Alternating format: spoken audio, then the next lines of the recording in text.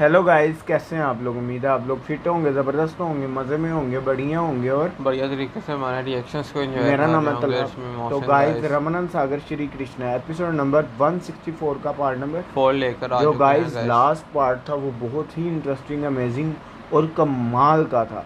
कि अब आप देखा जाए तो अर्जुन ने तीसरी बार आई थिंक दोबारा प्रतिज्ञा ले ली है और कृष्णा जी कि को सुदर्शन चक्र का मतलब के आवाहन प्रयोग करने करने से से, रोका है। आवाहन तो हो गया था, प्रयोग करने से हम्म। रोका है। और अब प्रतिज्ञा ये लिया है कि मैं अपनी पूर्ण शक्ति से युद्ध करूंगा, मेरे सामने जो भी हो उसे मैं अपना शत्रु समझ कर लड़ूंगा। अब मैं अपने रिश्ते की आ भावनाओं में नहीं आप आऊंगा। ये देखो कि द्रौपदी जी के मन में क्या चल रहा है अर्जुन को हम्म। लेकर। उन्होंने कहा है कि मुझे तो इस पे इतबार ही नहीं रहा। हम्म। उसने जितनी बार मतलब कि उसको कहते मेरी तो पड़ी नहीं है, हम्म। उसको वो द्यूत सभा जहन में रखकर युद्ध करना चाहिए, लेकिन वो पितामह भीष्म को और जहन में हमने रखकर देखा युद्ध कि कर रहा है। पितामह भीष्म ने इवन एक दफा अर्जुन को अब लास्ट में मैं बोल क्या जा डाला कि भाई अपने राज पर जाकर पूर्ण शक्ति से मुझ हाँ, पर वार करो, बच्चों की भांति वार ना वार करो। ना करो। और अब उन दोनों के दरमियान युद्ध होने ही जा रहा था कि सूर्यास्त हो गया। अब देखते हैं, ये है कि इस पार में सूर्य उदय होने जा रहा है। अब युद्ध का परिणाम क्या होने जा रहा है, चलते हैं वीडियो की तरफ और देते हैं रिएक्शन। और उसकी जगह कृष्ण युद्ध करेगा। ये उसकी वीरता का बहुत बड़ा अपमान होता। इसीलिए मैंने उसकी वीरता के अहंकार पे चोट की और ये चोट कारगर हुई। अब वो निश्चय ही वीरों की भांति युद्ध करेगा। तुम इस पर भरोसा रखो पांचाली। कृष्णा जी को भी यकीन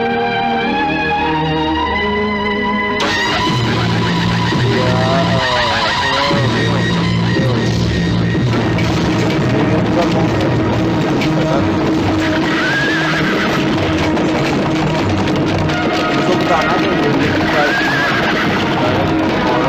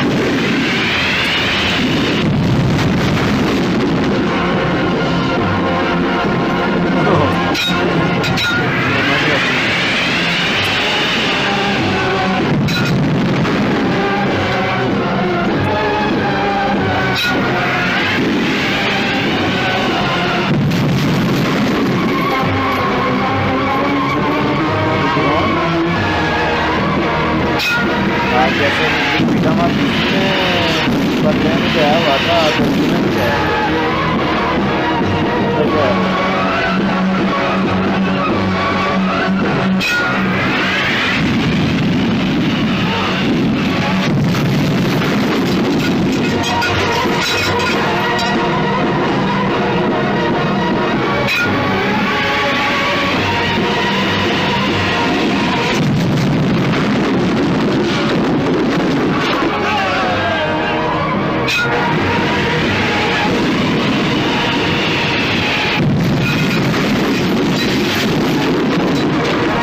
वाह अर्जुन, वाह।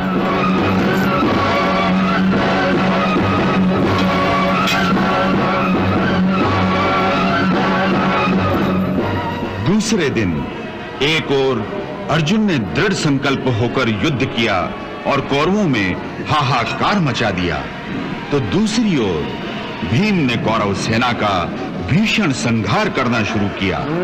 इसे रोकने के लिए कौरवों की ओर से कलिंग नरेश और उनका वीर पुत्र शुक्रदेव आगे बढ़े। युवराज शुक्रदेव, भीम कौरव सेना का भीषण संहार कर रहा है, उसे रोकना अति आवश्यक है, उसका वध कर दो। दो आज्ञा पिताश्री। वाह, इनका बात इतना सरल है, करो चलिए। जाओ, इसका वध कर दो।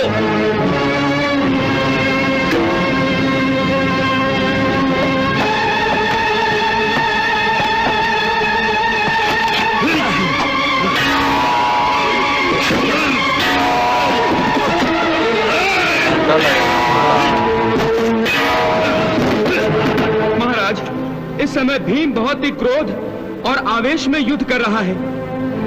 वो केवल गदा लेकर कलिंगराज की सेना पर टूट पड़ा है। केवल गदा लेकर?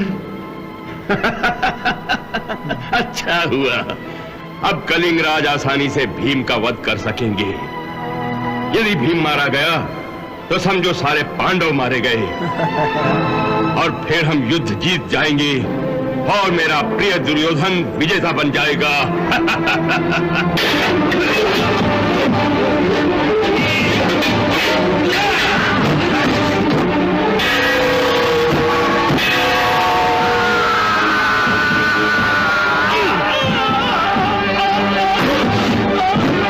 परंतु स्थिति ऐसी नहीं है महाराज। अर्थात ये कि भीम का हर वार कलिंगराज पर भारी पड़ रहा है और कलिंगराज की सेना में भय व्याप्त हो गया है।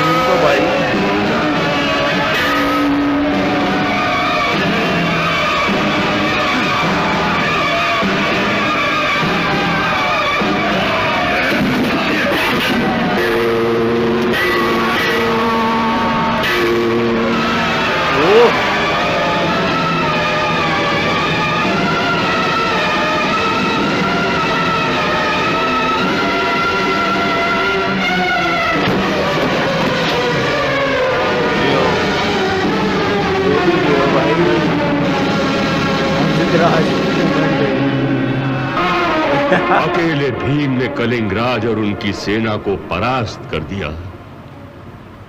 संजय, मुझे तो ऐसा लग रहा है कि हमारे प्रारब्ध में विजय लिखी ही नहीं है। बिल्कुल सही लग रहा है आपको।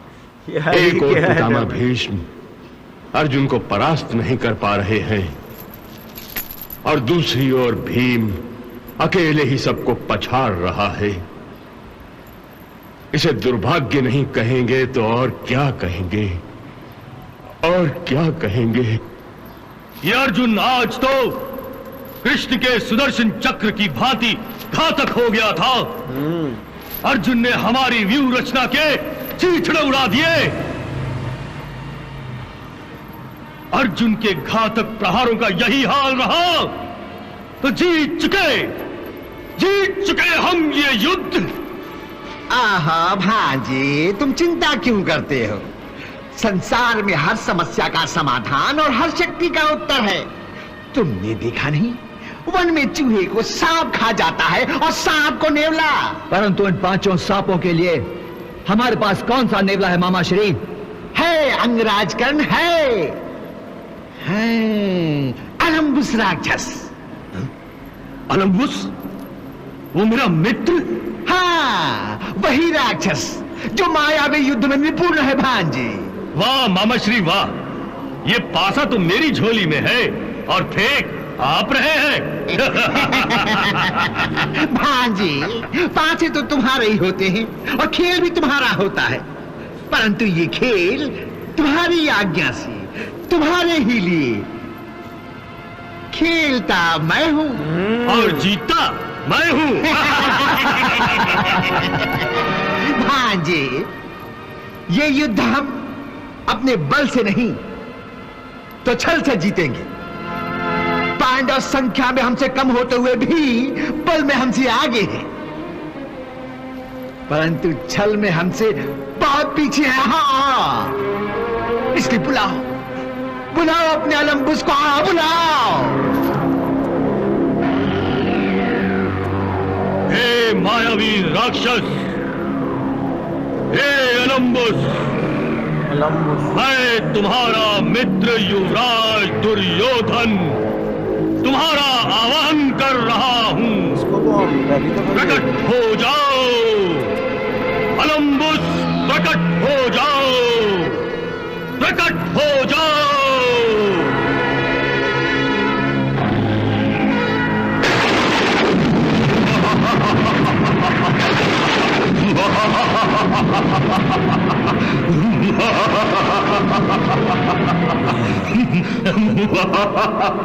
प्रणाम युवराज, प्रणाम मित्र, स्वागतम सुस्वागतम।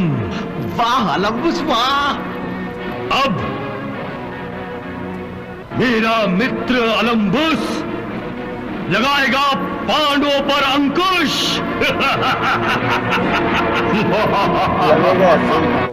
तो गाइस यहाँ खत्म हुई है एपिसोड। मेरा मित्र अलम्बुस लगाएगा पांडवों पर अंकुश।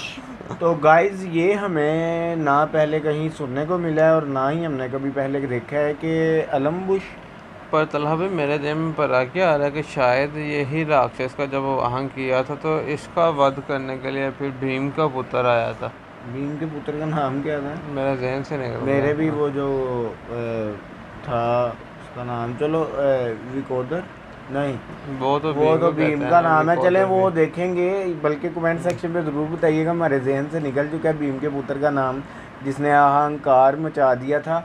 और उससे पहले की बात की जाए इस पार्ट में, तो आज अर्जुन ने क्या युद्ध किया है। मतलब कि जब भीष्म पितामह ने प्रण लिया और हमने उनका अगले दिन घातक वार देखे, उससे भी घातक वार आज अर्जुन के थे देखने को मिले। और अर्जुन के साथ साथ जो हमें विकोदर भीम का प्रदर्शन देखने को मिला, किस तरह उन्होंने एक अक्षनी सेना जो समर्पित हुई थी कोरस में, उनका वध कर डाला यार, हिलाकर आ दिया। वो जो ओ भाई आगे बढ़ कर उनके रथ पर चढ़ कर उनको पराजित किया। आप ये देखो, उन महाराज का भी वध कर दिया और उसके पुत्र का भी वध कर दिया। और ये देख जो भीम का वध करने तुले थे। और ये देख धृतराज कहते लगता है हमारे नसीब में जीत लिखी नहीं हुई। अच्छा 2 मिनट पहले कुछ होता है, उसके बाद 2 मिनट बाद कुछ होता है। विकोदर भीम अकेले युद्ध करने जा रहा है, वो भी गदा के साथ। तो ये अभी तो महाराज और उसके पुत्र और उसकी सेना ने मिलकर इन्हें पराजित करना, दस्ती मस्ती हैप्पी बर्थडे टू यू कर देनी है, पर वो उल्टी हैप्पी बर्थडे। तो गाइस अब लास्ट में जो राक्षस को बुलाया गया, वो राक्षस का अब क्या रोल होगा, वो क्या करेगा अगले दिन, ये तो आगे ही पता चलेगा। और उसका उत्तर पांडव के पास होगा या नहीं होगा, ये भी नेक्स्ट ही पता चलेगा। तो मिलते हैं नेक्स्ट एपिसोड पे। Love you India.